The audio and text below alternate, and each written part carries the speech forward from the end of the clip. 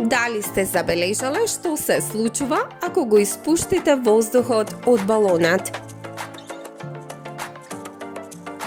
Воздухот оди во еден правец, а балонот се движи во спротивна насока.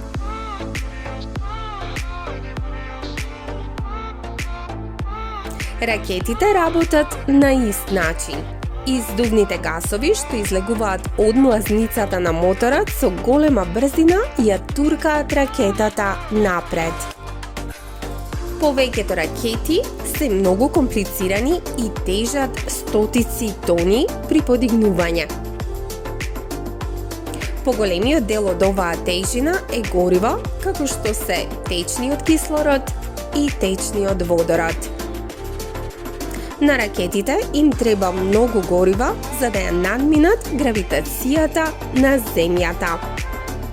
Само кога ќе достигнат брзина од 28.000 км на час, тие патуваат доволно брзо за да влезат во орбитата. Кога ракетата ќе го потроши целото свое гориво, таа се одвојува да се ослободи од мртвата тежина. Потоа тоа паѓа назад, обично во океанот и далеку од населените места или пак согорува во атмосферата.